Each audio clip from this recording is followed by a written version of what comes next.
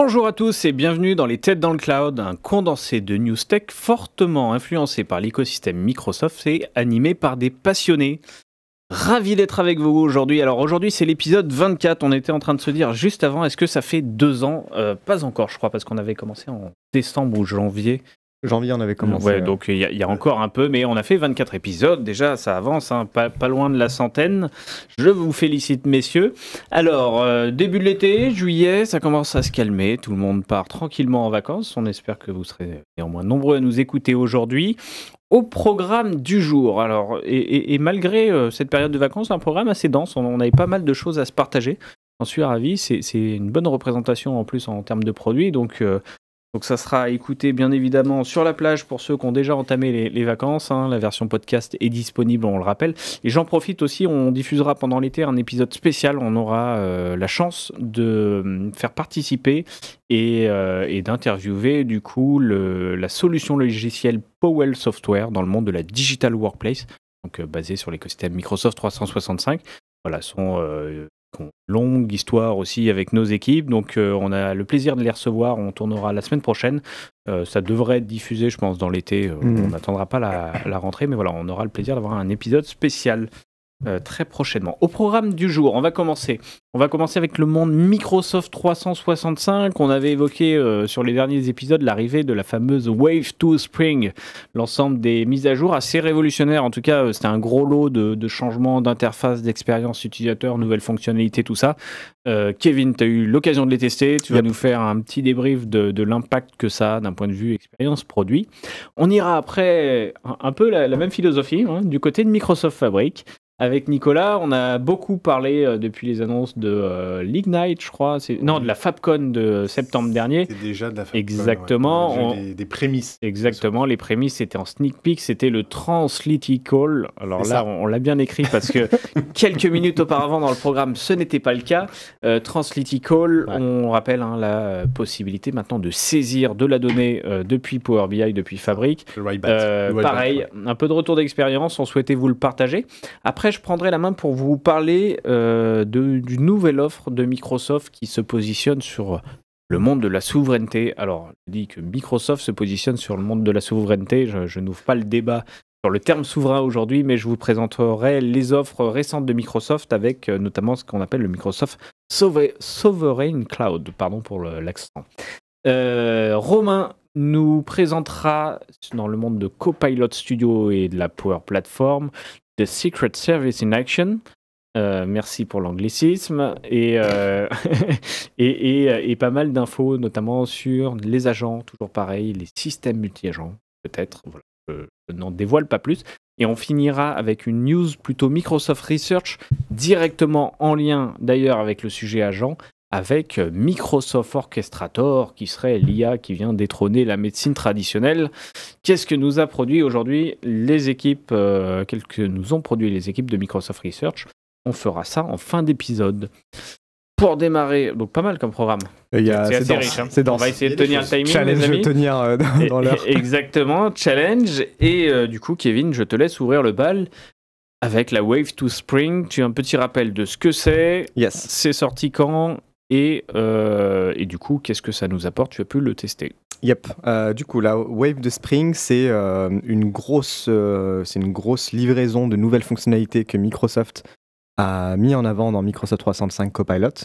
Donc, parmi les nouveautés principales, c'était une refonte complète de l'expérience utilisateur avec l'arrivée d'agents qui étaient très attendus, qui sont basés sur des modèles de raisonnement avancés, donc Researcher Analyst par exemple. Il y a les notebooks qui sont arrivés aussi. En fait, Microsoft se mettait finalement à un niveau par rapport à ce que d'autres concurrents faisaient, aussi bien sur la partie expérience utilisateur, mais aussi sur ce que ne voit pas l'utilisateur, donc le fond, en fait, l'architecture, la qualité des réponses qui sont fournies par Copilot et sa capacité à faire des choses en fait que n'était pas capable de faire Copilot jusqu'à présent. Donc ils ont jamais fait ça, de rattraper les concurrents. C'est pas vrai, Kevin, je vois pas pourquoi tu dis ça.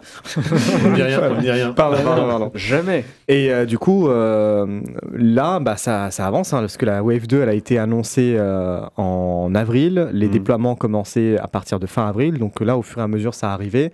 De mon côté, je l'ai depuis mi-mai, à peu près, sur mon Copilot à moi.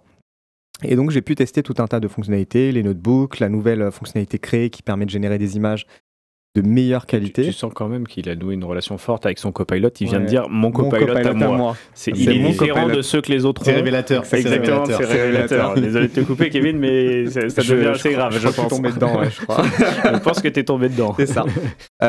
Du coup, voilà, je ne vais pas parcourir toutes les fonctionnalités, parce qu'on en avait parlé déjà avant, mais c'est plus pour mettre un peu à jour par rapport à ce qui s'est passé suite à la Wave 2 et les fonctionnalités qui n'étaient pas encore livrées, qui sont en train d'arriver. Une première fonctionnalité que j'attendais beaucoup, c'est la nouvelle expérience de recherche. Donc pour rappel, Copilot, quand Microsoft a refondu l'expérience utilisateur, ils ont refondu en réalité tout le portail Microsoft 365. Et dans le portail Microsoft 365, la page d'accueil avant, c'était la recherche. Donc une recherche par mots-clés. Ouais.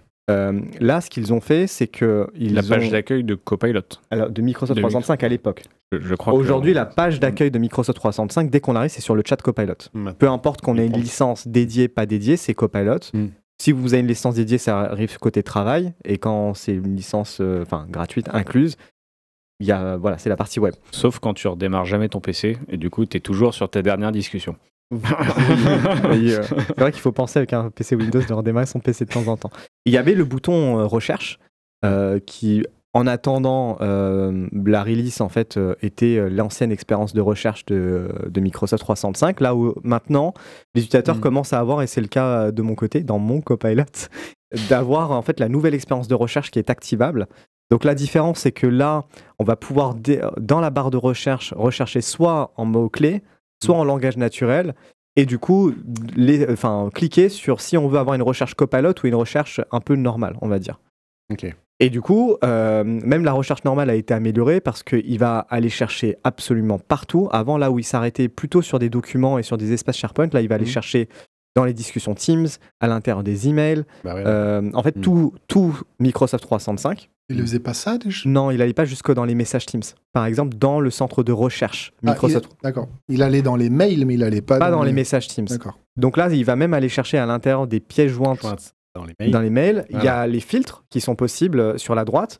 Mais là, ce qui est nouveau, c'est que c'est un peu mieux mis en avant. Côté Microsoft 365, il y a ce qu'on appelle des connecteurs graphes. Les connecteurs graphes, c'est connecter des services comme ServiceNow, Salesforce et compagnie, et déverser ces informations dans le graphe. Mais avant, c'était pas très user-friendly la manière dont c'est apparu. Il fallait que l'administrateur rajoute des nouveaux nœuds. Il fallait que ces nouveaux nœuds soient configurés.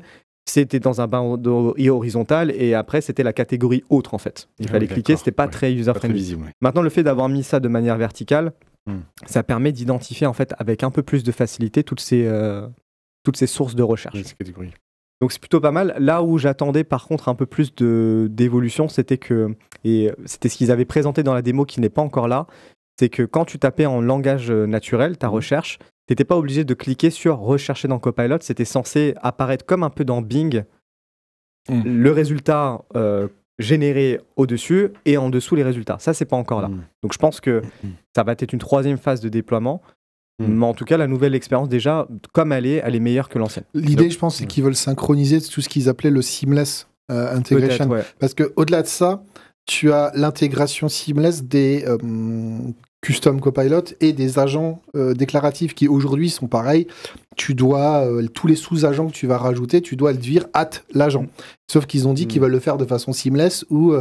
comme un connecteur que tu as cité, va être complètement discret. Ils veulent que ces agents se déclenchent discrètement. Je pense qu'ils vont peut-être, ma petite idée boule de cristal, c'est qu'ils veulent, je pense, faire une release seamless où il y aura tout d'un coup.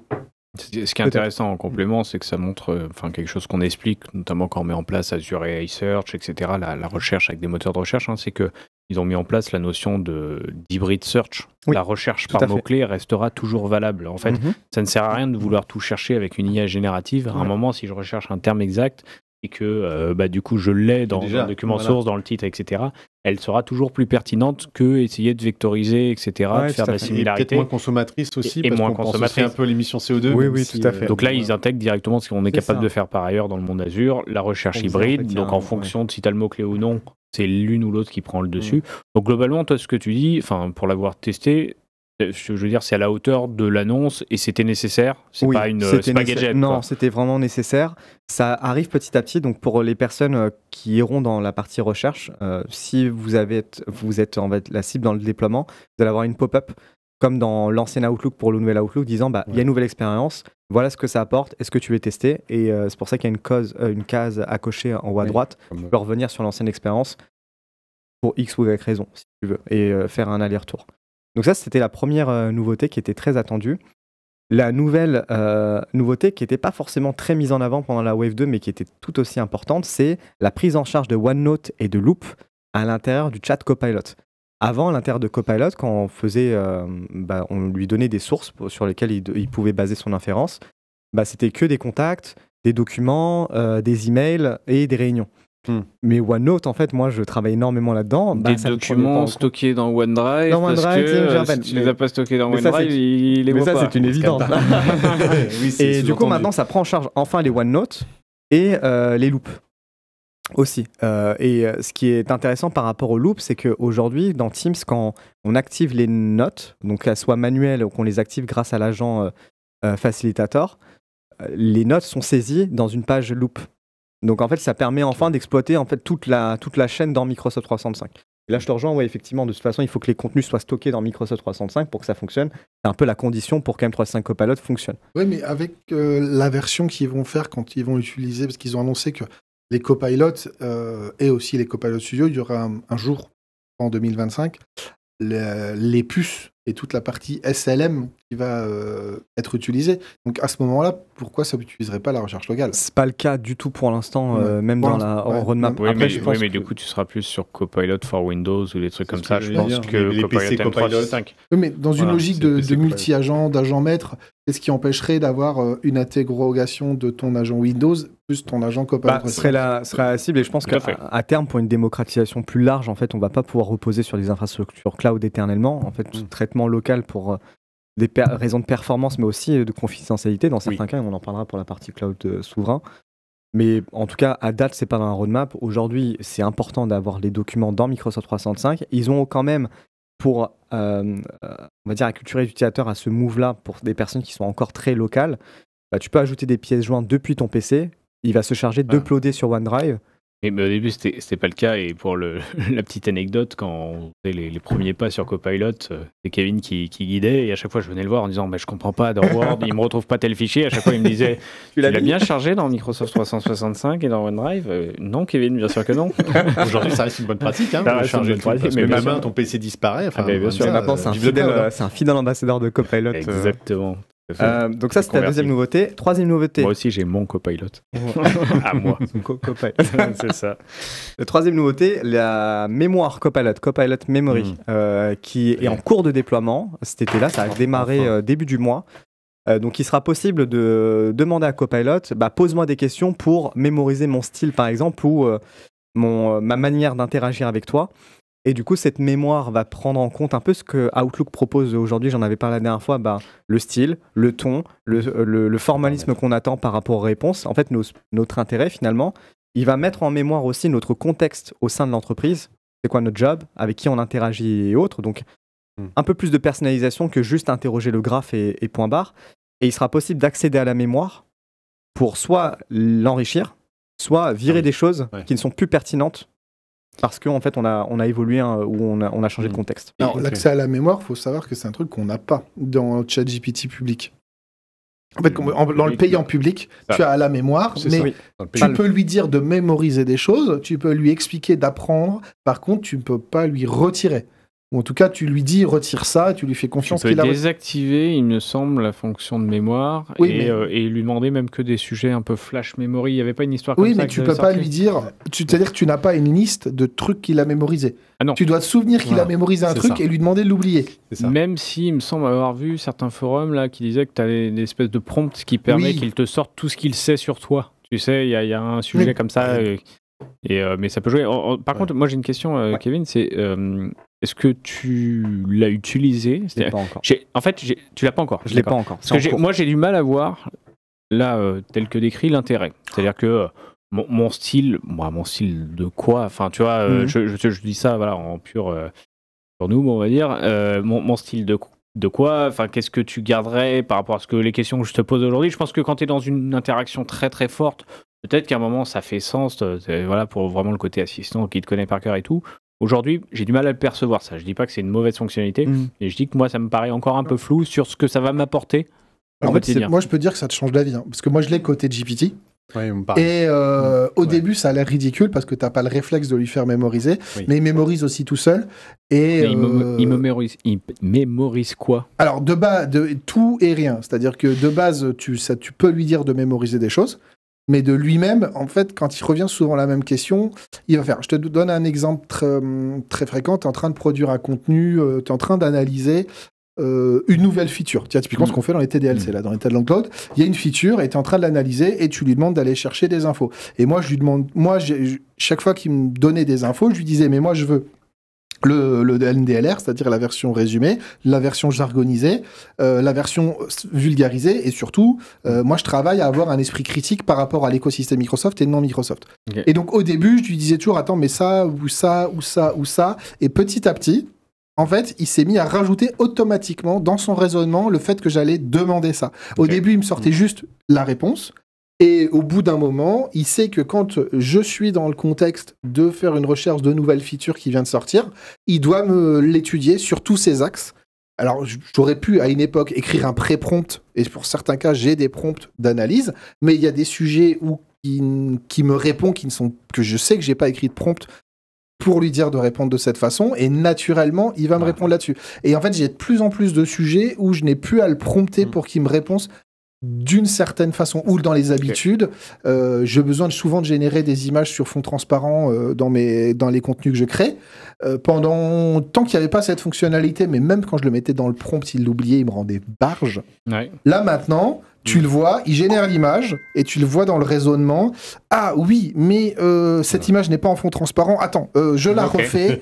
Voilà, donc tu vois, c'est ce genre de petites choses. C'est de la contextualisation personnalisée. Une couche de personnalisation, c'est ça. Donc ça, c'était pour la nouveauté mémoire. Il y avait une question par rapport à ça. Est-ce qu'il sera possible de réinitialiser sur la mémoire? C'est la promesse en fait de pouvoir faire oublier Copilot pour pas que ce soit pollué en fait dans les interactions suivantes.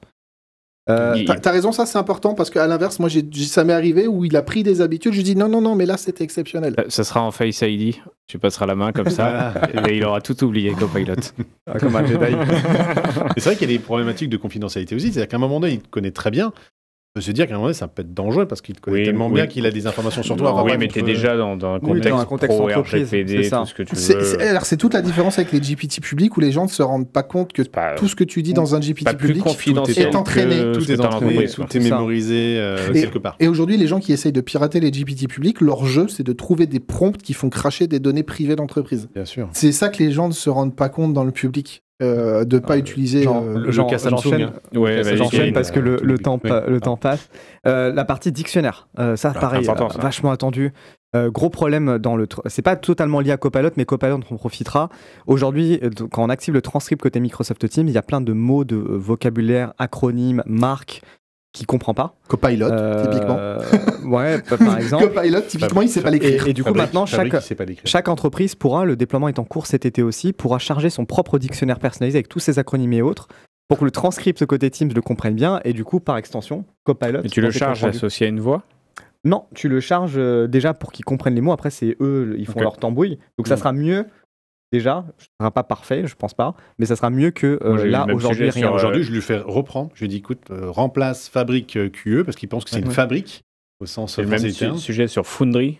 Oui, qui est fonderie. L'atelier, la forge. Voilà, donc il y a des choses. Ça fait 2 ans que les clients le demandent depuis que Copilot a été lancé. Voilà. En tout cas, c'est tous les utilisateurs Microsoft 365 vont en profiter pour de l'acronyme métier, pour tout ça. C'est normal. Les copains du lot, je l'ai déjà eu. Après, il y a 2 autres fonctionnalités, pareil, qui sont en cours de déploiement. Il y a la priorisation des mails dans Outlook. J'en avais parlé déjà en septembre de l'année dernière. C'est une feature qui n'arrête pas d'être retardée. Ça arrive enfin à partir de cet été-là. En gros, ce qui se passe, c'est que tu vas pouvoir demander à Copilot de faire un tri, non pas antéchronologique, mais par priorité. Et du coup, c'est lui qui va définir la priorité par rapport au contexte du mail. Et si tu n'es pas d'accord avec son niveau de priorisation, tu peux lui donner le feedback pour qu'il mémorise la prochaine fois, par exemple, qu'un mail de Kevin, il est ultra important. Tu vois, ce genre de choses. Ouais, donc ça, c'est fou. Ça sera disponible que dans le nouvel Outlook. D'accord. Ils n'ont pas fait d'annonce pour l'ancien. Mais voilà. Autre nouveauté qui est en train d'arriver, c'est les People Skills. J'en avais parlé dans un précédent épisode, c'est une refonte complète dans Microsoft 365 de sa carte de visite. Les entreprises qui activent ça, c'est sans surcoût, inclus dans les licences Microsoft 365. Ça va permettre en fait de bénéficier de skills issus de LinkedIn. Donc il y a 18 000 références de skills. Ah oui. Donc ça va éviter à ce que les utilisateurs potentiellement mettent manuellement de différentes manières. Les entreprises pourront ajouter des skills qui leur sont propres par-dessus ces 18 000 côté LinkedIn. Et pour ceux qui ont une licence Copilot, Copilot se charge de faire l'association des skills à ton profil en fonction de ce que tu fais au quotidien. C'est quelque chose d'intéressant parce qu'on s'est toujours interrogé sur la frontière entre, depuis le rachat LinkedIn par Microsoft, les données que tu as sur LinkedIn et donc c'est un contrat entre la personne et l'entreprise et le B2B finalement et le monde M365. Et là, on voit qu'ils capitalisent plutôt sur la base de connaissances qu'ils ont sans rapatrier tes skills que toi tu aurais sur LinkedIn, parce que là il y aurait un vrai problème de contrat, en fait t'as pas signé pour ça sur LinkedIn. Par contre ils capitalisent sur le fait de dire on a la meilleure base de skills globale, donc on vous la met à disposition et c'est intelligent, enfin je trouve ça extrêmement intéressant parce que c'est très fort. Et ce qui est bien, c'est que pour les utilisateurs de Copilot, il y a trois fonctionnalités qui leur sont propres. Tu as du coup l'alimentation des skills automatique. Tu as un agent Skills Agent qui va te permettre de rechercher via cet agent-là des compétences dans l'entreprise en chattant avec lui, enfin un agent quoi. Et troisième, ça va plus intéresser les RH, c'est que ça va leur ouvrir un pan dans Viva Insights aujourd'hui qui n'est pas disponible. Ça va leur permettre en fait d'avoir un tableau de bord des compétences au sein de l'entreprise et de voir quelles sont les compétences qui sont surreprésentées, sous-représentées par rapport à ta stratégie d'entreprise et prévoir du coup ta stratégie de recrutement, de formation, montée en compétences, la totale. Voilà. Donc en cours de déploiement, nous sur la capture d'écran que on vous avait montré, c'est sur notre tenante, donc voilà, on pourra l'activer. Donc là, nous on va étudier ça et on vous fera un retour là-dessus. Et la dernière news qui n'est pas des moindres, c'est sur la partie gratuite incluse de Copilot dans les licences Microsoft 365 sans licence. C'est l'annonce de Microsoft que Copilot, pour ses utilisateurs gratuits, va apparaître dans Word, Excel, PowerPoint, OneNote et Outlook directement dans les applications, comme chat. Alors, la différence, ça va être quoi? C'est qu'ils vont juste pouvoir poser des questions, c'est plus pour des actions de consultation. Donc, résume-moi ce document, explique-moi cette formule Excel, ce genre de choses. Aujourd'hui, c'est pas le cas. Donc, les utilisateurs, ce qu'ils sont obligés de faire, c'est prendre, aller sur le chat, copier, coller, récupérer l'info. Donc, c'est plus une expérience intégrée. Pour pas que les utilisateurs soient tentés, par exemple, pour avoir une intégration d'IA générative directement dans les applications, qu'ils aillent dans le store Office, qu'ils prennent une extension ChatGPT ou je ne sais quoi, et avoir ça directement dans l'application. Je trouve que c'est un bon pas, c'est une intégration un peu on l'a côté fluide, Power Automate, et dans Power Automate, au début, c'était à côté un chat à part, c'était un peu naze. Aujourd'hui, il voit tout ce que tu fais dans ton Power Automate, et quand tu as même un bug, au moment où tu exécutes et qu'il y a une ligne rouge ou un bug, il te dit au fait, il s'est passé ça à tel endroit, est-ce que tu veux que je le modifie pour toi? Donc il sait faire ça dans un Power Automate, il saura faire ça très facilement dans un Word ou un Excel. Parce qu'on parle même dans un Power Automate, il m'écrit des formules PowerFX. Donc écrire du VB Excel, il va y arriver. Il fait pareil en data, sur la partie Azure Data Factory. C'est quand même une bonne innovation. Parce que c'est vrai qu'il y avait ce rôle, je suis à côté mais j'interagis pas, qui était problématique. Et ça va un peu changer la donne. Ouais, puis ça va permettre aussi d'utiliser plus facilement Copilot dans les outils. Ce qui est la promesse de base, surtout quand même, c'est l'assistant à la productivité. Donc l'utiliser. Et c'est ce que tu dis, c'est que ça poussait les gens à prendre des extensions de concurrents. C'était le bazar. Bon, on va finir sur cette nouveauté. Donc ce qu'on se dit, Kevin, du coup, je coupe un peu, désolé, mais voilà, pas mal de sujets. Donc on rappelle sur la Wave 2, on avait le premier sujet du coup que tu as présenté. Ça a commencé par le search, l'amélioration de l'expérience du search. On a eu le dictionnaire. On a eu. Tu m'en as mis tellement que. Le dictionnaire, le support de OneNote et Loop à l'intérieur du chat, les people skills, Outlook, priorisation d'Outlook. Et la dernière, Copilot pour les utilisateurs gratuits. L'expérience est améliorée avec l'intégration du chat directement dans les applications. Une Wave 2 assez dense qui commence à délivrer ses promesses. Ça vous impactera forcément dans l'usage et c'est une excellente nouvelle. On va passer au deuxième sujet. On va aller du côté de Microsoft Fabric. Alors, vous le rappelez, hein, le Translytical, ce terme nouveau pour nous, qui avait été présenté quelques mois auparavant lors de la FabCon et qui nous introduisait la grande promesse de pouvoir enfin saisir de la donnée depuis l'écosystème Power BI / Fabric, qui était une demande historique de beaucoup de nos clients en data, de dire mais est-ce que je pourrais pas avoir quelque chose pour faire de l'insert en base ou des choses comme ça, juste pour maintenir une liste à jour. Voilà, aujourd'hui, à l'époque, on avait la Power Platform qui permettait via des visuels dédiés dans Power BI d'y répondre. Aujourd'hui, on a une fonctionnalité et je crois que tu l'as testé. Du coup, Nicolas, tu peux nous en dire un peu plus. Alors, on en avait parlé la dernière fois. Je vous avais dit, voilà, on attendait un petit peu, les user data function.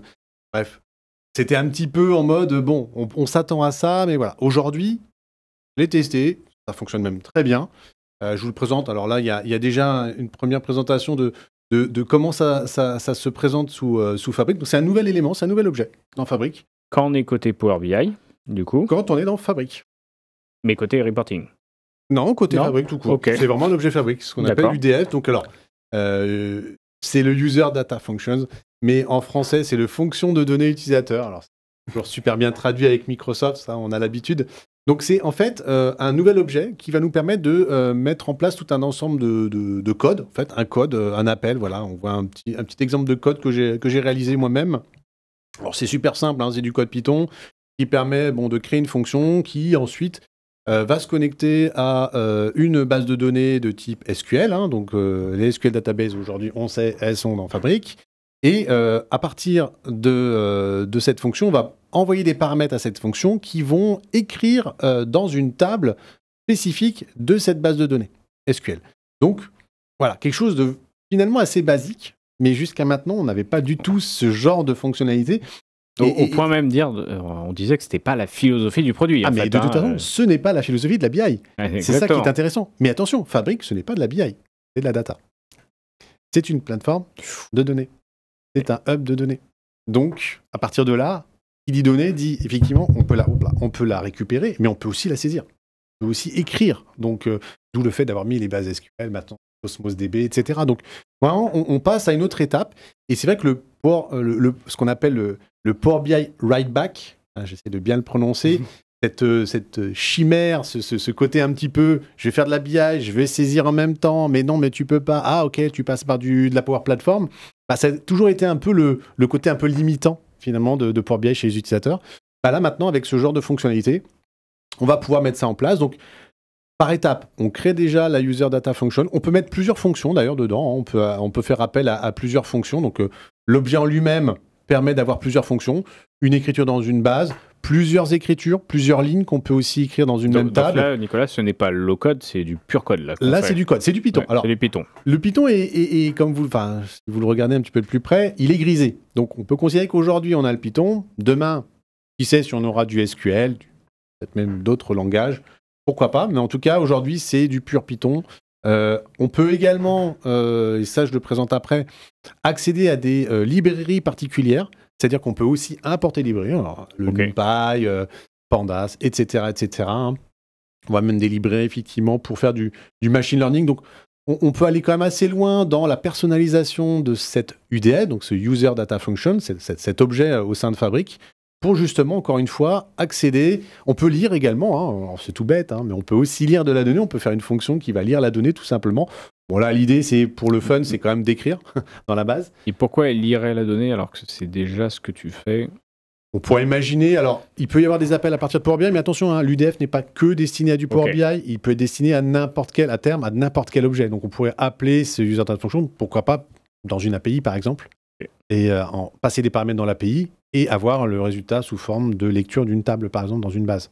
Donc voilà, attention, l'UDF n'est pas que destiné, là on parle du Translytical, donc on est très focus sur Power BI parce que la fonctionnalité était tellement attendue, enfin, il y a beaucoup d'utilisateurs, même moi, j'en étais réduit à dire, mais non, mais ça se fera jamais. Donc aujourd'hui, on a cette fonctionnalité-là, on parle beaucoup de Power BI, mais attention, l'UDF n'est pas que destiné à Power BI. Que dirais-tu au petit Nicolas d'il y a 10 ans? Oh, beaucoup de choses.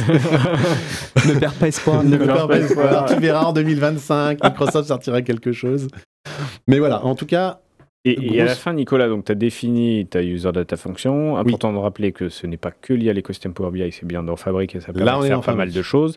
Et en fait, tu vas l'appeler, du coup. C'est ça. Donc là, la première étape, déjà, c'est de créer un peu tout ce qui est back-end, c'est-à-dire cette fonctionnalité d'attaquer. Donc, il faut bien sûr une base SQL, bien. Que des bases SQL?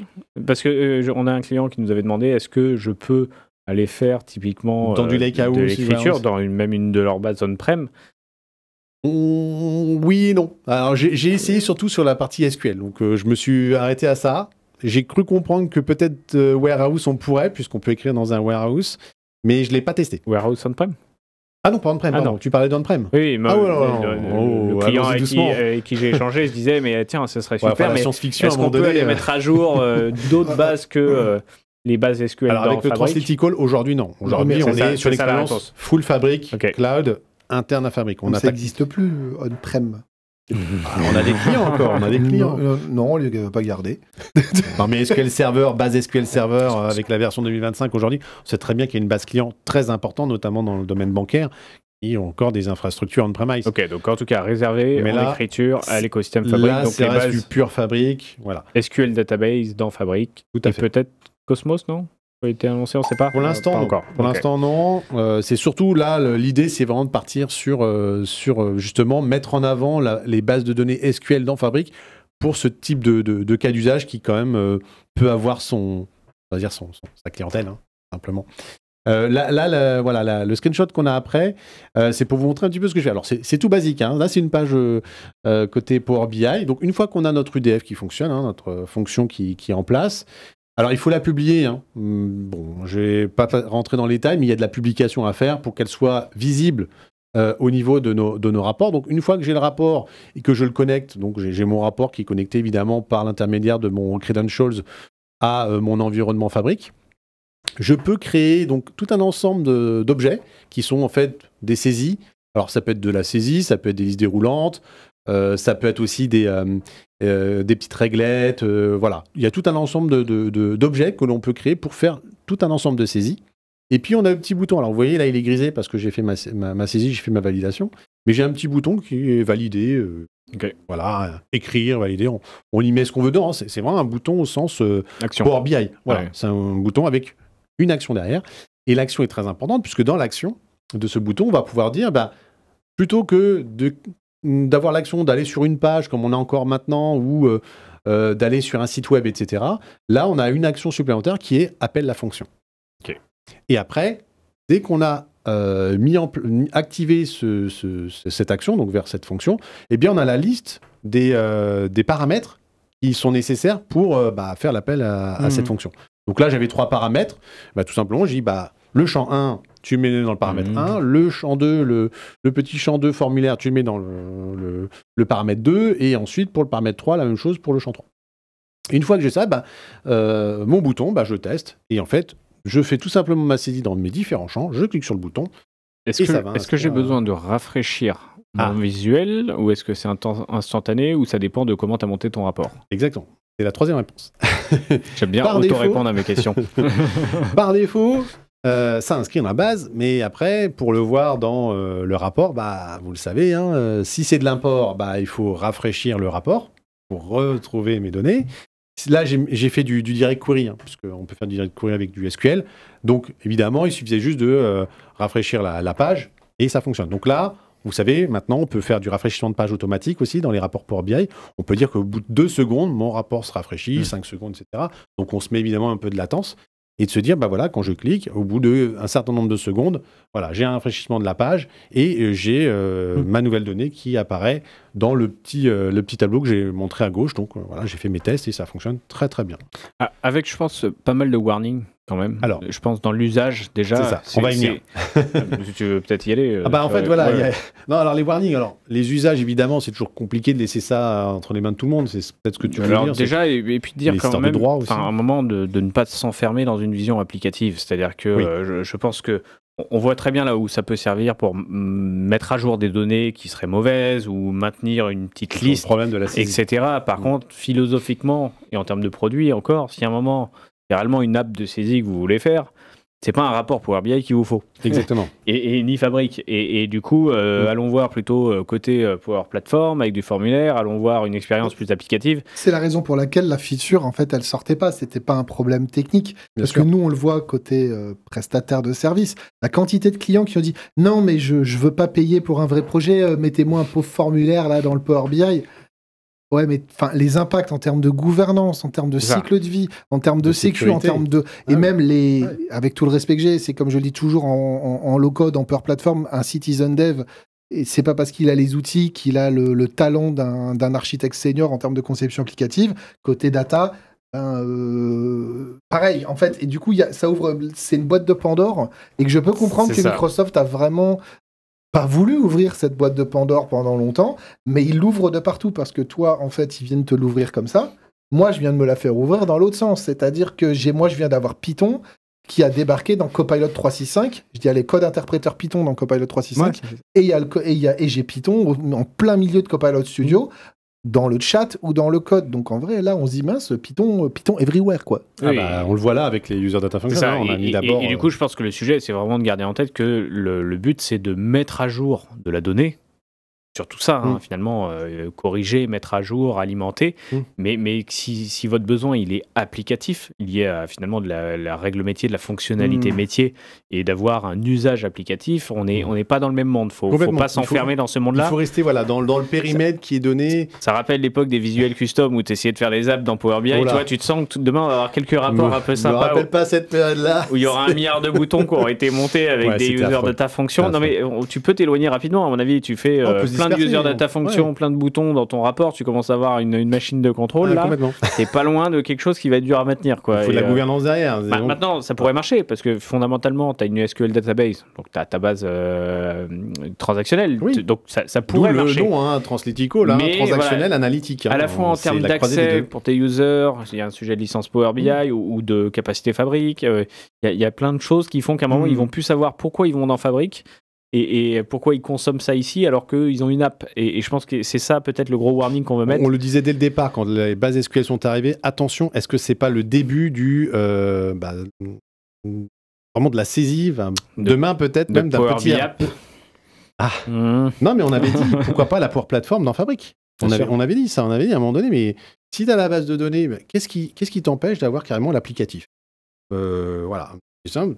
Type, toute la partie Power Platform, on la met dans Fabric et on met tout dedans. De toute façon, la Power Platform, à sa gauche, elle a un truc qui s'appelle Fabric, à sa droite, elle a un truc qui s'appelle Foundry. Au bout d'un moment, elle se pose des questions, la petite mère. Exactement. Non, mais il y a des questions, effectivement, et encore une fois, on voit avec ce genre de fonctionnalité que la frontière est quand même très très mince et de plus en plus mince. Et c'est vrai que ça répond peut-être à un besoin qui aurait pu être adressé autrement avec des vrais applicatifs qui permettent. Bon, la dernière image, c'est la table en question avec les derniers. Alors, pour ceux qui sont à distance, vous pouvez zoomer un petit peu. Vous verrez qu'effectivement, on voit la saisie, mes saisies Toto Titi Data. Et voilà, ça fonctionne juste pour montrer que ça fonctionne bien et qu'on est dans une table et ça inscrit bien dans la table. Franchement, ça fonctionne très bien. Et on a déjà eu des discussions sur des cas clients de petites listes CRM à maintenir qui devaient être mises à jour qui sont maintenues sur des Excel aujourd'hui un peu paumées. Là, typiquement, tu dis fondamentalement, soit je te le mets dans une liste SharePoint et je te fais un petit formulaire, soit je te le mets dans Fabric parce que tu es en train de construire la data platform et tu as ta base CRM finalement qui est un peu enrichie en live. On recrée un CRM pour autant, mais philosophiquement, on voit déjà des cas d'usage. Pour le coup, c'est assez pragmatique. Et ça fonctionne bien, du coup, facile à mettre en place. Ça fonctionne bien, on peut faire de la modification aussi de lignes. Enfin voilà, on peut vraiment être très loin. Je dirais juste sur cette partie-là que, évidemment, il y a des prérequis. Donc évidemment, il faut Fabric. Mais il y a aussi des choses à activer au niveau à la fois du portail d'administration. Donc on parlait de gouvernance, on peut très bien interdire cette fonctionnalité, parce que c'est une fonctionnalité qu'on peut complètement désactiver dans le portail d'administration, comme beaucoup de fonctionnalités, et qu'on peut activer ensuite, peut-être plus tard, dans chacune des capacités Fabric.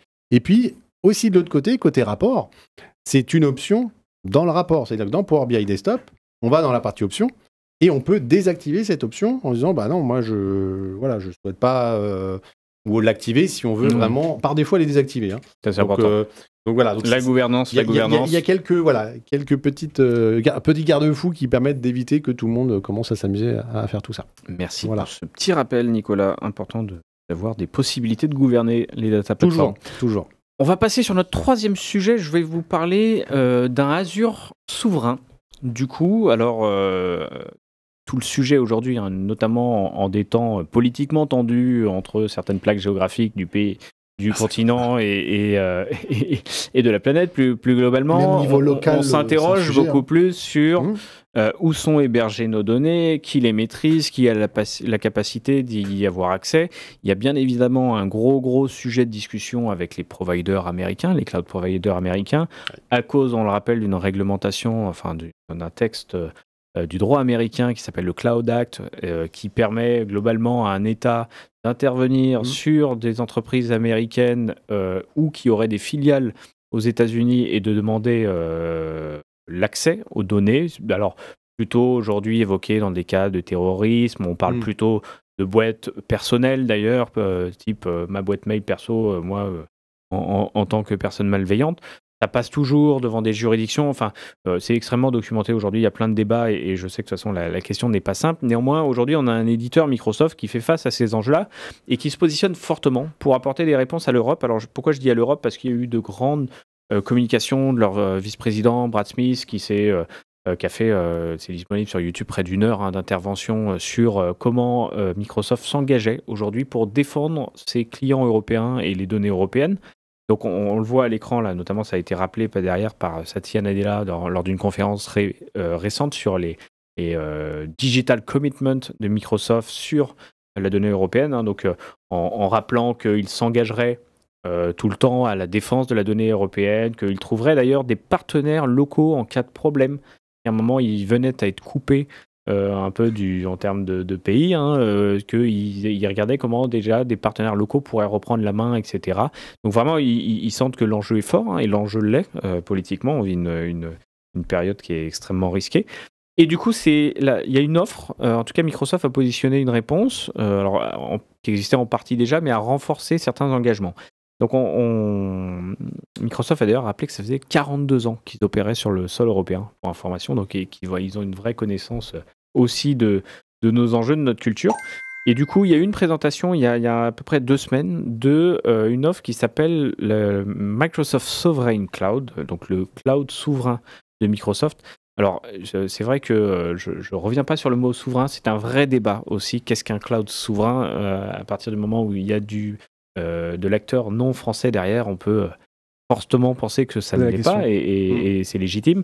Maintenant, tout le monde essaye de jouer, en tout cas de se positionner sur les offres souveraines cloud. On avait beaucoup évoqué, notamment avec nos partenaires de chez Bleu, qui étaient intervenus, Marin et Alexandre, pour témoigner de nouvelles offres de valeur qui vont dans le sens des garanties de sécurité attendues par l'État pour avoir une autonomie d'exploitation, une autonomie contractuelle de propriété intellectuelle, etc. D'ailleurs, ça démarre bientôt, Bleu, je crois. C'est ce qu'on voit d'ailleurs sur l'image. Hein, alors ça a démarré, c'est commercialement ouvert et disponible au premier déploiement client, et ça va arriver avec une roadmap produit, hein, c'est tout ce qu'ils nous avaient présenté. Mais on le voit d'ailleurs, c'est tout de suite présenté sur le pilier 3 hein, des National Partner Clouds. Il y a Bleu qui est évoqué par Microsoft, présenté par Satya Nadella comme une réponse locale d'infrastructures isolées en France. On a une proposition similaire en Allemagne avec un acteur qui s'appelle Delos, que je connais moins, mais en tout cas qui est un peu le semblant de Bleu. On le rappelle, hein, Bleu, c'est une entreprise cofondée par Orange et Capgemini, qui a un partenariat un peu exclusif avec Microsoft pour récupérer globalement l'exploitation et la propriété intellectuelle du code de la suite Azure et Microsoft 365 et l'exécuter localement dans des data centers Bleu. Bleu n'est pas ni Orange ni Capgemini, mais une entreprise à part, et le gérer par des employés de Bleu, donc sur le sol français, data center français, avec juste un lien de relation sur du coup le code développé par Microsoft, des mises à jour régulières qui sont faites, et il y a une espèce de lien qui a été contractualisé, mais qui fait qu'à un moment, Bleu est totalement indépendant dans son exploitation des technologies Microsoft. Donc ça, c'est le point 3. Et Microsoft a rajouté des engagements sur les 2 premiers points, donc le cloud public souverain selon Microsoft, on va le dire comme ça, et le cloud privé souverain, toujours selon Microsoft. Sur le cloud privé souverain, donc là, on parle de Azure classique, hein. Ils ont renforcé quelques engagements sur le fait que la donnée était bien stockée en Europe, hein, cette possibilité de choisir les data centers européens où on la stocke, donc dépendante du droit européen. Ils ont rajouté 2 choses assez intéressantes. La notion de Data Guardian, qui n'existait pas. Data Guardian, c'est quoi ? Ils vont pouvoir s'engager au fait que les contrôles à distance opérés par des personnes de Microsoft, on peut aujourd'hui, en cas de support, etc., avoir des personnes qui prennent le contrôle voilà, dans certaines conditions, hein, mais que l'on fait intervenir. Ils s'engagent à ce qu'on ait des Data Guardian, des personnes qui soient employés européens de Microsoft, strictement logués, suivis, tous les faits et gestes seront enregistrés, etc., de manière immuable, hein, c'est ce qui a été présenté. Donc les Data Guardian, c'est Microsoft renforce le fait que des interactions avec des personnes du support MS qui viendraient à intervenir sur votre cloud public Azure ou M365 seraient faits par des employés européens. Ce qui était une des premiers sujets un peu évoqués en disant... Sachant que de base, tu as quelque chose qui date de maintenant presque 10 ans. Dès le début, tu avais une option que tu pouvais activer qui empêchait les gens de Microsoft, tout à fait, sans rentrer dans les théories du complot. Mais officiellement, tu pouvais dire, Microsoft, ton intervention ne doit jamais dépasser la limite. Je crois que tu avais un truc qui s'appelait Customer Logbox qui permettait C'était la logbox. La logbox. Et ça empêchait Microsoft d'intervenir sur les données. Par contre, on le voyait, ça avait des impacts sur le support, parce que quand tu avais des problèmes, ben, ils étaient à l'aveugle et n'avaient même pas accès au log, parce que ça leur bloquait même l'accès au log, en fait. Oui.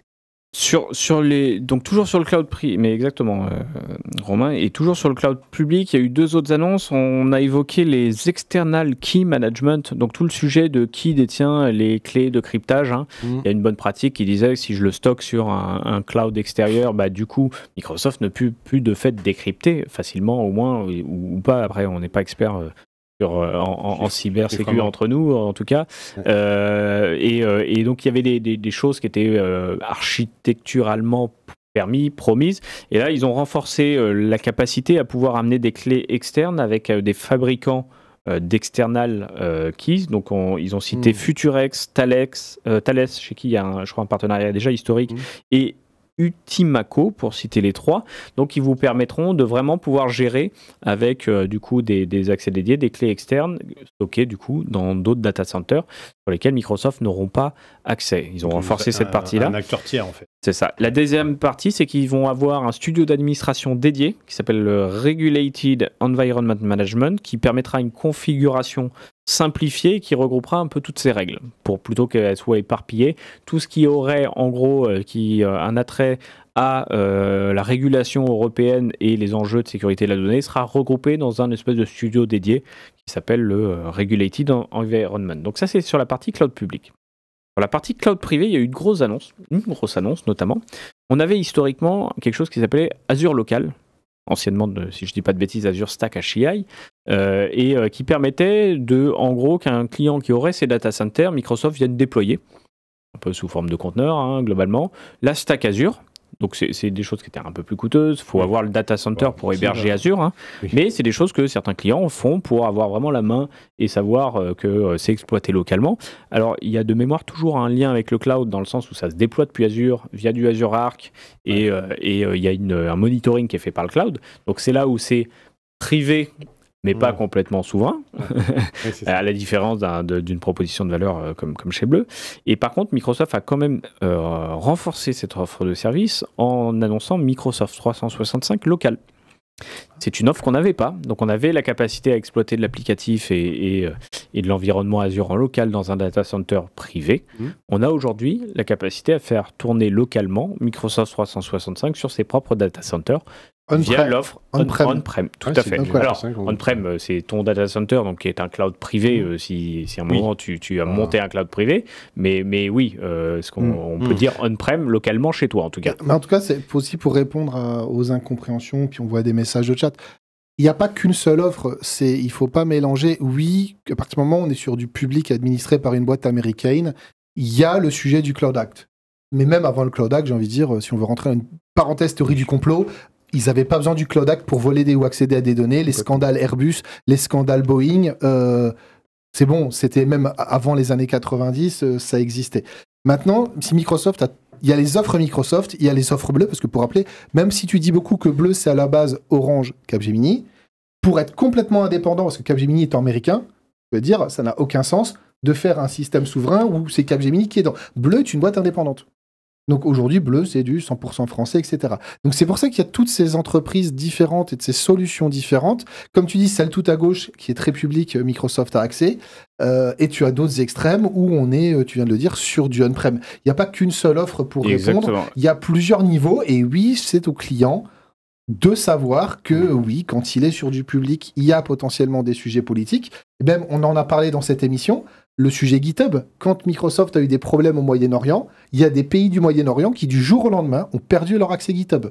Donc, en effet, c'est un sujet qu'on a déjà évoqué dans l'émission. Je vais rebondir, Romain, il y a un commentaire très intéressant d'Alex, Alex Fried, si je dis pas de bêtises, qui se veut très tranchant et qui dit que c'est du marketing parce que le droit US permettra toujours l'obligation à des employés de donner accès. Alors, Alex, très clairement, on se positionne pas sur le débat parce que il y a un fond de vérité, bien évidemment, dans ce que tu dis, hein, et c'est tout le risque que ça représente sur l'Europe d'avoir ce Cloud Act en face. C'est la proposition de valeur de Microsoft. Et toi, tu conclus en disant, Alex, les seules solutions dispo aujourd'hui réellement sont l'open source, l'on-premise et le cryptage à la source. Et très certainement, encore une fois. Oui, maintenant, c'est plutôt où est-ce qu'on veut mettre le risque, je pense. Et on a souvent eu le débat avec des clients, même dans le public, qui disent à un moment, finalement, moi, je me retrouve à avoir plus de risques de cyberattaque, à gérer aujourd'hui mon on-prem, à gérer mes data centers, etc., et avoir mes sources complètement exposées ou mon entreprise qui tombe parce que mes systèmes tombent, que d'aller chez un clouder public avec le risque que potentiellement un jour le gouvernement américain y accède. Et il y a un débat d'entreprise qu'on ne tranchera pas parce qu'il appartient à chaque client de prendre ce risque. On sait qu'il y a ce risque qui est représenté par le Cloud Act. Maintenant, voilà, à l'inverse, si l'on prend ce risque, on voit que Microsoft fait partie aussi des acteurs qui souhaitent apporter des réponses aux entreprises européennes, sans qu'elles soient jamais complètes, parce qu'on le voit, il y a un vrai débat autour de ça, et on ne saura jamais les histoires des backdoors, etc. Ça restera toujours, bien évidemment, prouvé, et prouvé ou pas, ou un mystère, etc. Mais voilà, il y a, je trouve, par rapport à d'autres acteurs, malgré tout, du marché, on sent que Microsoft, on peut considérer comme ça, comme du marketing, mais veut s'engager auprès de l'Europe. D'ailleurs, pareil sur la partie AI, AI Act, etc. Ils font partie des premiers à avoir communiqué qu'ils respecteraient tant que possible le droit européen. C'est le toujours tant que possible. Et par contre, ce qui est intéressant en termes de com, c'est qu'ils prennent quand même le contre-pied un peu du gouvernement. Ils n'hésitent pas à affirmer des choses comme ça, quand certains ont juste basculé du jour au lendemain dans une autre logique. Et voilà. Donc, le vrai sujet, comme tu dis, c'est qu'il faut parfois les utilisateurs finaux qui sont un peu loin des sujets que nous on traite, dont les sujets décisionnaires, etc., ne vous faites pas d'illusions. Les décideurs de vos entreprises, contrairement parfois à ce que certaines pensent, ce ne sont pas des idiots finis. Enfin, je ne pense pas la plupart. Et, merci Romain de le préciser. Oui. Et non, mais ce que je veux dire par cette remarque qui m'a l'air idiote et d'enfoncer une porte ouverte, c'est que tu l'as dit, ils évaluent le risque de mon activité pro. Qu'est-ce qui se passe si le gouvernement américain a accès versus qu'est-ce qui se passe si je n'ai pas les moyens de faire toute la cybersécurité nécessaire en face. Maintenant, reste une troisième question qui est vraiment complexe, c'est les gouvernements et le cloud public. Et ça, c'est un autre sujet qui est un autre problème. Mais en tout cas, d'entreprise privée, ce n'est qu'une évaluation de risque entre est-ce que je donne accès à tel pays à mes données et est-ce que c'est un problème, ou est-ce que voilà, par contre il y a de l'information, les clients doivent l'être, et puis on n'est pas à l'abri des changements de politique, etc. Et je voulais rajouter, n'oublions pas l'image de l'entreprise, parce que moi je dis aussi à mes clients, écoutez, si demain Microsoft commence à avoir, c'est plus des rumeurs, mais carrément des faits, des preuves que Microsoft partage les données, accède aux données et commence à refiler des données au gouvernement américain, ils sont morts. Enfin, je veux dire, aujourd'hui, dans un monde avec autant de concurrence vis-à-vis des autres clouds, c'est évident. C'est le premier qui lâche un truc, de rien, ça restera toujours le débat. Et merci Alex, c'est un vrai sujet de fond. Et en tant qu'expert, on doit être capable aussi d'en discuter. Donc, ce pourquoi ces offres existent, ce pourquoi les débats existent, ce pourquoi des offres nationales comme Bleu aujourd'hui apparaissent et apportent certainement aussi plus de réponses.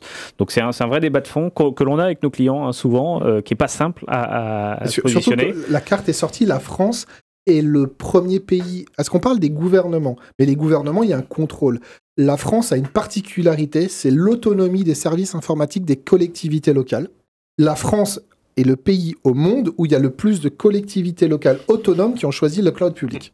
Et ça, par contre, je trouve que c'est un vrai débat qui pourrait être très intéressant de faire une émission presque dédiée, parce que là, c'est très vaste. Et on va finir sur ça. Merci Romain pour le résumé. En tout cas, voilà, c'était l'annonce du Microsoft Sovereign Cloud, en tout cas certaines fonctionnalités ou offres d'Azure qui existaient déjà, qui ont été, vous l'avez compris, renforcées sur le public avec les external keys, avec les guardians, donc ces employés européens qui interviendront en support si besoin, et surtout la grosse annonce du M365 privé en Azure local. Donc on avait Azure local, on a maintenant M365 local, on a l'offre complète de Microsoft qui peut être installée dans vos data centers. C'est une réponse au climat que fait Microsoft, une proposition de valeur, que l'on y adhère ou pas, bien évidemment, vous l'avez compris. On va passer au quatrième sujet. Donc, on va revenir. Alors, bascule, on était dans le monde Azure. On revient côté low-code Copilot Studio avec Romain. Romain, tu vas nous parler de Secret Service in Action. Donc là, j'imagine certainement le monde des agents, parce que c'est un peu le sujet de l'année et des années à venir dans Copilot Studio. Qu'est-ce qui se cache derrière ce joli titre ? C'est vrai qu'on a, c'est drôle, quand on a commencé l'émission Les Têtes dans le Cloud, je ne faisais que parler Power Apps. Ou Power Platform. Après, t'as pleuré un an parce qu'il n'y avait plus de nouveautés. C'est ça. Et c'est vrai qu'aujourd'hui, mais c'est parce qu'en fait, c'est un tout. Et les âges il y a plein de notions. La première dont je voudrais parler, c'est que j'appelle un peu les agents secrets et méconnus, c'est que Microsoft a discrètement fait du lourd. C'est-à-dire que Microsoft, éditeur, qui nous produit des services, s'est aussi positionné en tant qu'éditeur sur les agents et construit ses propres agents et nous les met à disposition. Et en fait, certains sont visibles par certaines personnes. Quand on va dans un Copilot Studio et qu'on clique sur créer des agents, on a sur la capture à l'écran qui va apparaître que globalement, on voit qu'il y a des agents qui sont disponibles. Parce que cette image-là, qu'est-ce qu'on voit en bas ? En bas, on voit un classique. C'était les templates d'agents historiques qu'on avait. Coucou, je suis Microsoft, je t'ai fait des agents plus ou moins pré-remplis. Il y a un agent que personne n'a jamais compris qui s'appelle l'agent voix. Quand on l'active, il est vide et il y a juste 2 cases cochées différentes. Celui-là, on n'a jamais compris ce qu'ils ont voulu essayer de faire. T'as déjà essayé de lui parler ou pas ? J'ai essayé pour la blague. C'est vrai. Le truc, c'est qu'il n'y a même pas de bouton pour lui parler, en fait. Mais plus sérieusement, c'est la ligne d'au-dessus.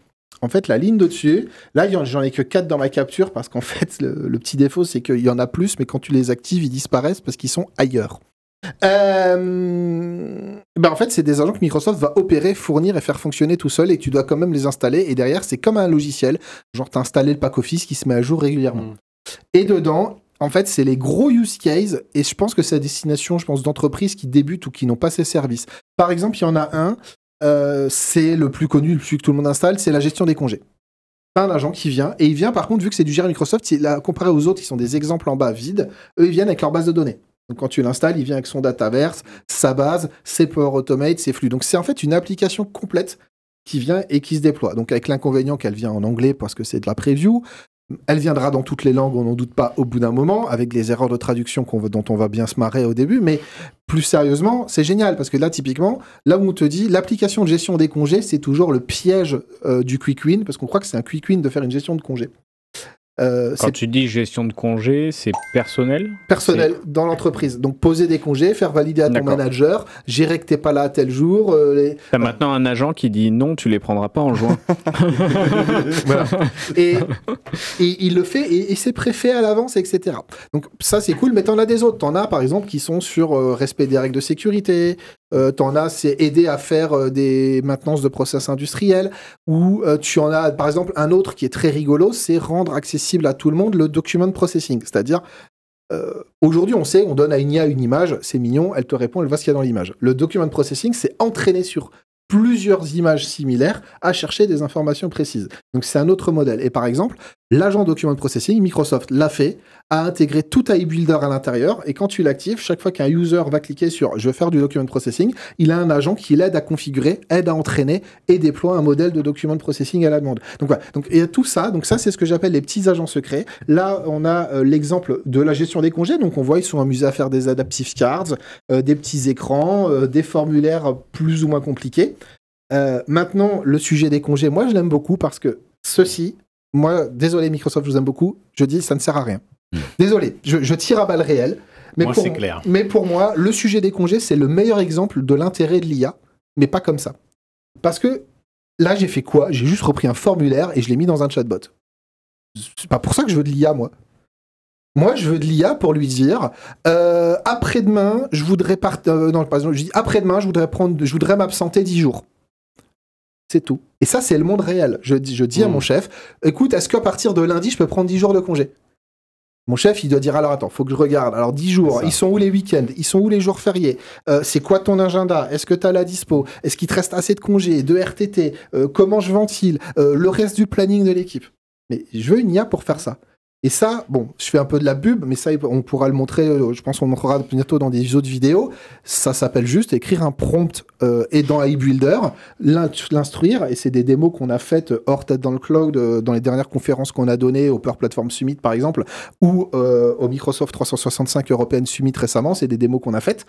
Et voilà, et donc, ça, c'était juste pour l'anecdote que je voulais aussi glisser que l'IA, je me bats pour qu'on l'utilise pour faire des vraies choses et pas ça. Maintenant, pour revenir, là, je voudrais montrer autre chose. Juste, le démarre pas tout de suite, les studios. On a parlé de plein de choses sur Copilot Studio depuis des mois. On a parlé qu'il y avait des agents, qu'il y avait des multi-agents, qu'il y avait des rubriques, qu'il y avait de l'orchestration automatique. On a parlé qu'on donnait des instructions, on a parlé qu'il y avait du modèle contexte protocole, qui sont en fait des espèces de web services qui comprennent le langage naturel et qui appellent d'autres services naturellement. Attends, juste un petit message à Antoine, on va perdre la télé, Antoine, pour info. Ah oui, la télé va s'éteindre. Ah, excuse-moi. Si, on l'a déjà eu. Et voilà. Hop, j'attends juste. Yes, donc tu nous disais... Ouais, je vous disais donc qu'on a parlé de beaucoup de choses, et c'était des choses... je voulais utiliser du modèle contexte protocol, je devais l'appeler à la main.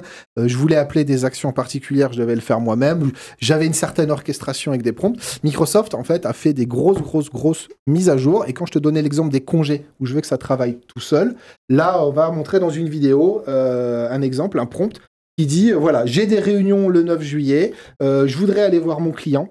Il est à Lyon et moi je suis à l'agence de Paris en ce moment et je suis même pas besoin de préciser. Vérifie dans mon agenda mes réunions, trouve un billet de train pour aller le tel jour et prendre rendez-vous, et puis trouve-moi les hôtels, etc. Et puis contacte les membres de l'équipe du projet pour préparer un pitch. Voilà, j'ai tapé tout ça et on le voit, c'est ce qui est écrit en petit. Hein, si les gens zooment fort, c'est ce qui est écrit en petit en bas de l'image. Et là, je n'ai aucun prompt, c'est-à-dire que mon agent il tourne tout seul. J'ai juste connecté. Ton prompt, c'est celui que tu écris. Ça, mais je n'ai pas mis d'autres prompts, d'autres lignes de code. Ouais. J'ai un connecteur à mon agent, qui est du MCP. J'ai un agent dédié à la gestion des voyages, dans laquelle j'ai un connecteur SNCF, un connecteur Booking et un connecteur justement pour faire les RESA. J'ai un autre agent qui est connecté à la base de données d'entreprise pour savoir qui travaille sur quel projet. Et un autre agent qui est connecté au MS Learn pour m'aider à faire mes pitchs. J'ai écrit cette phrase, et là, si tu mets sur pause à la fin pour qu'on laisse dans cet état-là, si tu arrives à le faire, c'est cool parce qu'on voit qu'il a analysé ma phrase. Je n'ai vraiment pas fait une instruction en disant fais ça, fais ça, fais ça, fais ça. J'ai vraiment tapé tout d'un bloc, et ça, je trouve que c'est génial parce que c'est ce que j'appelle les mises à jour secrètes de Microsoft. Moi, il y a encore pas longtemps, je devais faire un prompt où on disait attention, quand l'utilisateur va faire un déplacement, tu dois commencer par aller voir l'agenda. Tu dois commencer par faire ci. Ensuite, étape 2, étape 3, étape 4. C'est ce que Microsoft nous a montré comme révolution en décembre. Là, c'est là où tu as le changement de modèle, les modèles de raisonnement qui vont un peu plus découpler la question en sous-enjeux, sous-problème. Et dans l'exemple, ce qui n'est pas forcément évident quand on ne le sait pas, on voit des gros rectangles avec des petits rectangles à l'intérieur sur la partie de l'écran. Chaque gros rectangle, c'est un agent qui a été appelé par l'agent. Et à l'intérieur, ce sont des fonctionnalités. Donc, quand il y a, par exemple, certains petits ronds, c'est des modèles contexte protocol qui sont appelés. D'autres, ils appellent une base SharePoint. D'autres, ils appellent un Power Automate ou un flux. Et en fait, c'est donc un agent qui dit à l'agent, je veux faire ça. C'est toi le spécialiste des déplacements pro. Vas-y. Là, c'est toi le spécialiste de l'agenda. Et qu'est-ce qu'il a fait? Il a été chercher dans le premier les dispos de l'agenda. Il a dit, OK, tu es libre à 10h. Sauf que c'est là où tu vois que l'agent maître, il y a une vraie IA derrière. C'est qu'il sait quand même de base un Paris-Lyon, il sait à peu près que ça dure 2-3 heures. C'est ce que j'allais dire. Il sait que ça dure 2-3 heures. Ouais, oui. Du coup, il a vu que j'ai un trou de 10h à 14h. Donc, il a été dire à l'agent, et c'est dans la réponse, va chercher, je crois que c'était à partir de 10h dans cet exemple, mais je l'ai fait tellement de fois que je ne sais plus l'heure. Mais globalement, c'est ça qu'il va chercher. Et ça, c'est pas moi qui lui ai dit. Et il va chercher les hôtels. La seule instruction que j'ai donnée, c'est que mon agent dédié aux hôtels, je lui ai donné la politique tarifaire de choix des hôtels et des partenariats d'hôtels. Je lui ai dit, voilà, mon entreprise ne travaille qu'avec tel hôtel sur telle gamme de prix, donc il m'en a proposé 2. Et j'ai des exemples où même je lui dis, prends tel train, et il s'arrête là. J'ai fait un exemple où il fait d'affilée. J'avais une question. Ça pourrait pas être même avec l'histoire de la mémoire, du memory tout à l'heure. C'est génial. Bah ça, pour l'instant, je ne l'ai pas encore. Cette politique justement de l'entreprise en disant, ça, je le mets dans le memory, comme ça au moins, j'ai pas précisé ce genre de choses. Tu pourrais l'avoir si tu l'appelles depuis Copilot Microsoft 365, ton agent. Alors, c'est d'où pour ça que je parlais de l'intérêt du Seamless Integration que j'attends avec impatience dans Copilot 365. Okay. C'est que ça, là, je suis sur un agent maître avec des sous-agents. Moi, ce que je veux, c'est ça. Je veux l'abonner à un Copilot 365 de Kevin. Parce que du coup, quand je serai dans mon bureau, je suis sur la page d'accueil que Kevin vous a montré au début, et je lui dis juste, au fait, je viens de voir je dis, fais-moi récap de mail, et puis mon activité, ah mince, tel client veut que je passe le voir à tel jour. Et c'est ça qu'il appelle derrière tout seul. Et le référencer un peu dans ta bibliothèque perso. Et on voit qu'on est à 1 millimètre de faire ça. C'est le côté boule de cristal. C'est-à-dire qu'on est... Allez, c'est l'année prochaine, quoi, peut-être. Voilà. Bah, c'est surtout que même tu vas au-delà, c'est que ça, je l'ai mis là. Mais en fait, ce qu'on peut déjà faire aujourd'hui, c'est en faire un agent autonome qui se déclenche chaque fois qu'un mail arrive. Oui. Parce que du coup, chaque fois qu'un client va me dire... chaque fois qu'un client, par exemple, on pourrait faire en sorte que chaque fois qu'un client me demande « Bonjour, je voudrais qu'on se voit, trouve-moi un truc », l'agent va aller chercher dans mon agenda. Chaque fois qu'un employé te demande, tu es globalement en charge des réservations de voyage dans ta société. Chaque fois qu'un employé te demande, que tu aies tout le process qui se mette. Alors là, par exemple, j'ai pas montré parce que la démo était trop longue. Par exemple, moi, ce que j'ai fait aussi, c'est quand je t'ai dit que l'IA pour l'IA me saoule, je veux qu'on fasse de la vraie IA. Les comptes rendus de réunion. Moi, je deviens fou à chaque fois qu'on m'envoie un transcript qui a juste été passé dans Copilot, quand il a été passé dans Copilot et pas ChatGPT, et on me dit, tiens, c'est juste reformulé. Alors que, pareil, ce que je montre parfois, là, j'aurais dû le mettre en démo, je suis idiot. Je pense que j'aurais dû montrer que, par exemple, avec un tout petit peu de Power Platform, on peut faire en sorte que ton transcript, il va y chercher dans ta base de données projet, il va chercher les membres, il va chercher les gens, mais imagine, dans ton transcript, on parle de l'organisation du meeting. Hop, il va appeler cet agent. Et tout ça, c'est des choses que je voulais aussi profiter de cette news, parce que la vraie news derrière, c'est la sortie du multi-agent. C'est l'orchestration multi-agent native. C'est ça la vraie news qui est sortie. Voilà. Viens nous faire gagner. Alors, mais pour ceux qui nous écouteront juste, Alex nous dit merci pour le retour, Kevin, et Romain vient nous faire gagner au moins 1 heure et supprimer au moins 5 emplois. Non, en fait, je ne le vois pas du tout comme ça, parce que, et sans aucune langue de bois, le grand public passe son temps à dire que l'IA va supprimer des emplois. Ouais. C'est vrai dans plein de sujets. Mais nous, aujourd'hui, on est dans de la sauvegarde d'emplois. C'est qu'aujourd'hui, les employés français coûtent cher. Et en fait, on utilise beaucoup l'IA pour augmenter la productivité des gens et faire maintenir l'emploi. Et donc moi, je vois plutôt ça, d'aider à la gestionnaire de site qui est toute seule, par exemple chez nous. Qui travaille peut-être à 150% de son temps. Voilà, nous, elle est toute seule à gérer ça, elle est en débordement, et au lieu d'externaliser à une société qui ne saurait pas faire, on lui donne ça, et elle va pouvoir continuer à garder le haut niveau de compétences qu'elle a chez nous pour pouvoir faire ça. Et ça, moi, c'est comme ça que je le vois, et vraiment sans langue de bois, parce que c'est vraiment ce que je fais souvent depuis quelques années. Et il y a une dernière petite news où là j'ai pas d'image parce que je trouvais que ça rendait très très très mal à l'écran. On parle depuis très longtemps d'avoir des agents Copilot dans les applications Power Apps et Power Platform. On a une version aujourd'hui qui marche mais que je n'aime pas du tout parce que aujourd'hui tu as une espèce d'onglet que tu rajoutes sur le côté où c'est un agent Copilot mais qui est branché, c'est un vrai agent Copilot. C'est-à-dire qu'il est à côté de ton app. Mais voilà, il est mignon, mais il est à côté de ton app, quoi. Enfin, c'est loin, quoi. Et donc, tout ce que nous a raconté Kevin sur les agents qui vont discuter, qui vont voir ton Word, qui vont voir ton Excel, etc., ça y est, on arrive, on a les previews d'agents complètement embedded, intégrés, dans la Power Platform.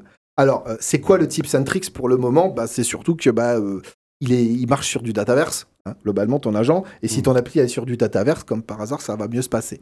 Voilà. Donc, mais c'est en train d'arriver parce qu'on a aussi eu l'IA qui arrivait discrètement, pareil, dans les fonctionnalités secrètes, entre guillemets, qui n'a pas été vues.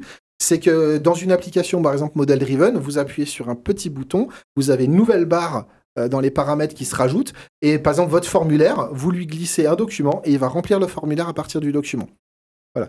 Donc, et c'est valable pour n'importe quelle application Power Platform. En fait, c'est juste une feature activée. activée. C'est vraiment Monsieur Easter eggs. Tu sais, il te met toujours des petites fonctionnalités secrètes que tu n'as pas encore vues. et qui sont là depuis un moment, mais juste que personne n'utilise. Exactement. Et qui fait que c'est top. Donc voilà, je voulais un peu plus court que les autres fois en termes de démo.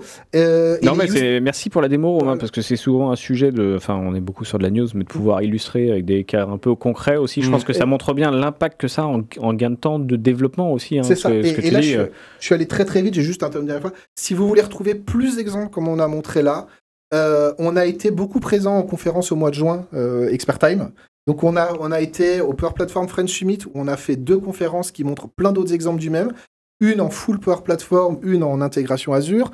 On a été, comme j'ai dit, à l'European Summit. On a été au Modern Workplace Conférence. On a été partout. N'hésitez pas à nous chercher là-dessus et vous retrouverez des conférences d'1 heure à chaque fois qui montrent plein d'autres use cases pour les tests. Scénario détaillé. Exactement.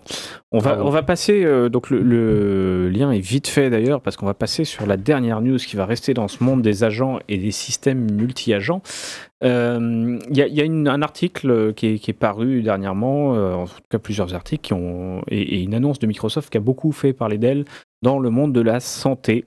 Donc on va évoquer Microsoft Orchestrator. Alors je l'ai appelé comme ça, vous allez voir que c'est pas exactement le titre du produit, mais globalement ce serait l'IA qui surpasse la médecine traditionnelle. Alors ça c'est le titre un peu attractif, on est d'accord, mais c'est pas loin de ça. Globalement. Alex va réagir. Ouais, Alex, vas-y, on est là.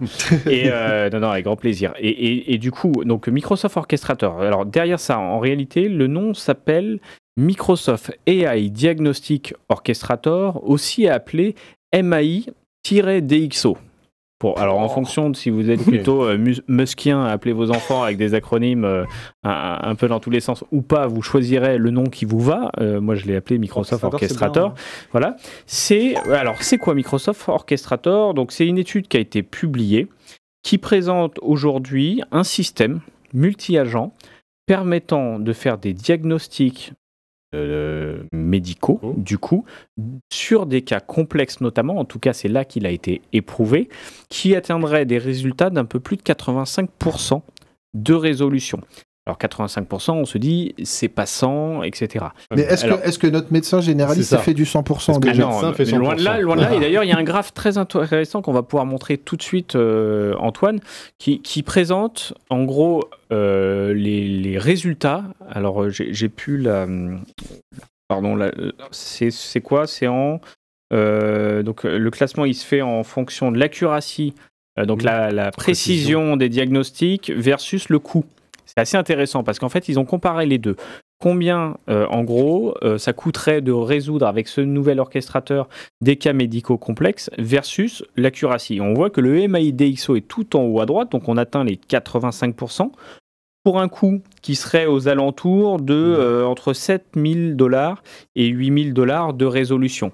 D'accord? Et ils ont comparé ça aux autres modèles. Si vous faisiez ça, par exemple, avec du O3, donc on se retrouve au-dessus de O3 qui joue un peu en dessous des 80% et qui est plus cher aujourd'hui. Donc on a une optimisation en gros de l'utilisation de l'IA. Et surtout, on compare ça à la petite croix rouge qui est en bas à droite, qui est un panel de 20 médecins de seniorités différentes qu'ils ont utilisé pour résoudre ces mêmes cas. Donc, et qui était aux alentours des 20% de résolution de ces cas complexes. Alors, comment ils ont fonctionné? Alors, c'est une étude, hein, c'est publié, c'est documenté.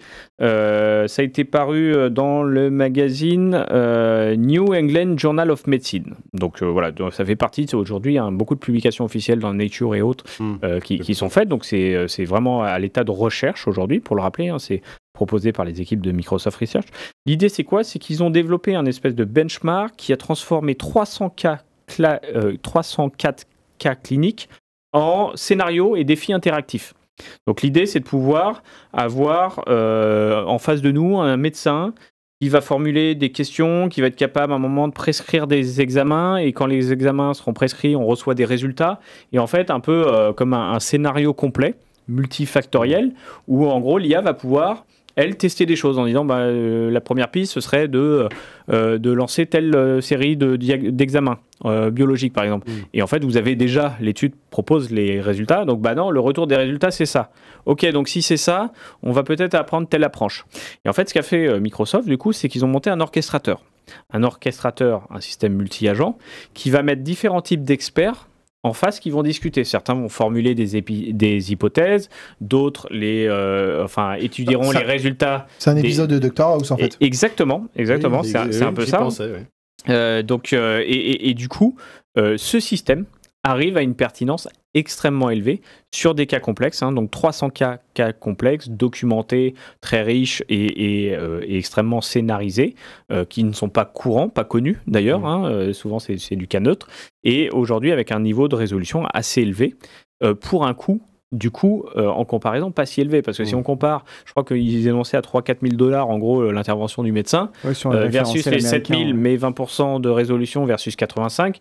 Non, il y a une résolution au bout. Et du coup, le premier acheteur, c'est Doctissimo, c'est ça?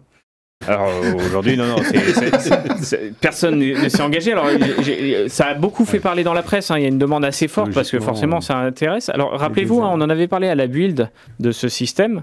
Ils l'avaient présenté sur la nouvelle puce qu'ils avaient réussi à immerger sous l'eau. Qui leur avait permis de mettre une carte graphique du coup qui était dans un liquide pour refroidir la puce, et ils avaient trouvé quel liquide il faudrait et quel matériau pour qu'il n'y ait pas de court-circuit. Et ils avaient fait une démo de cet orchestrateur qui, avec des physiciens en gros, résolvait la bonne protéine, enfin la bonne molécule qui permettrait de construire le liquide. Et du coup, on est sur la même chose, mais adapté du coup à des médecins. Alors sur les médecins, ils disaient sur la vingtaine de médecins, c'était sur une moyenne de 5 à 20 ans d'expérience basée aux États-Unis et au Royaume-Uni. Voilà, c'est ça la base. C'est associé au modèle O3 d'OpenAI. Et après, technologiquement, donc il y a un GitHub qui existe aujourd'hui, qui peut être déployé en biceps. On est sur une base de... donc le modèle O3, il est basé dans Azure AI Foundry. On est sur du Semantic Kernel, qui est l'orchestrateur open source de Microsoft, à comparer avec LangChain, qui est aussi un des plus utilisés du marché. Et après, ça demande d'avoir déjà des GPU un peu prédéployés, des choses, techniquement, il y a des prérequis nécessairement, mais on reste sur une app, un framework qu'on va déployer et qui, en fonction du coup du scénario qu'on lui présente, va résoudre et surtout se challenger. C'est ce qu'on voyait à la build, ces agents qui se posent des questions entre eux, qui s'appellent. Donc on est sur un très bel exemple avec un enjeu fort parce qu'on aimerait tous bien évidemment qu'il y ait de grosses avancées en santé, sans faire les techno-optimistes, mais en médecine grâce à ce type de système. Et voilà, donc ça a beaucoup été relayé. Dans les comparaisons en termes de compagnie, dans le benchmark que l'on voit, le graphe, que vous pouvez retrouver en ligne, donc le titre c'était Pareto Frontières. Et ils ont comparé ça avec Microsoft, OpenAI, Anthropic, Google, Meta, xAI, DeepSeek et les physiciens, du coup. Donc voilà, je trouvais ça intéressant, ça illustre bien les enjeux. En fait, on peut se poser la question des systèmes multi-agents. Ça sert à quoi? Ah oui, il y en a un qui va réserver mon hôtel quand l'autre fait le transport. Ça, c'est le cas métier un peu basique. Mais là, on peut imaginer, et pareil, on se pose souvent la question des modèles de raisonnement. Ils servent à quoi? De découpler un problème, de l'orchestrer un peu mieux, etc. Là, on voit que ces modèles de raisonnement peuvent être la base d'une grosse orchestration multidisciplinaire avec des agents spécialisés pour une résolution de cas complexes et c'est souvent ça que ça vise, la résolution de cas complexes. Donc ça s'appelle, pour rappel, le Microsoft AI Diagnostic Orchestrator MAI DXO. C'est sorti début de semaine ou semaine dernière si je dis pas de bêtises, donc c'est assez récent. On suivra le sujet, on espère qu'on aura l'occasion de le déployer chez nous et de le tester parce que voilà, ça semble extrêmement attractif. Et ce qui va être cool, c'est que tu vois, pour lâcher peut-être le mot moderne pour faire travailler les gens l'été, c'est qu'on a beaucoup parlé de ces modèles, de la mémoire, on a parlé du sémantique et de l'agentique. Et pour moi, il y a un nouveau mot, c'est que c'est les IA agis, c'est-à-dire les IA qui apprennent, en fait. Et aujourd'hui, tu vois, tu prends ce modèle-là et tu le mets dans les mains, littéralement, mais des systèmes d'IA de demain qui sont des systèmes d'IA qu'on veut qu'ils soient capables d'apprendre. Là, t'as orchestré des experts. Aujourd'hui, entre guillemets, ils n'apprennent pas, ils résolvent. Ils n'apprennent pas par eux-mêmes. Et c'est que les IA de type agis, c'est celles qui vont apprendre. Et donc, imagine ce système-là avec de l'apprentissage, ça peut être super intéressant. Tu as déjà un début de réponse, c'est-à-dire que le fait qu'ils puissent se challenger entre eux, il leur permet de se corriger. C'est pas d'apprendre en tant que tel, mais en tout cas, de faire évoluer une réponse en fonction, de réorienter, etc. Ouais. Donc finalement, ils apprennent par l'interaction des autres. Ils apprennent pas tout seuls, mais ils apprennent quand même par le système qui est mis en place, qui va permettre de challenger les réponses des unes et des autres, tout en les laissant dans leur rôle. Ils ont tous une mission, un prompt système qui est écrit, une base de connaissances dédiée aussi. Mais voilà, donc news, les petites news de Microsoft Research que je souhaitais vous partager et encore une fois, qui sera à suivre dans les mois et années à venir.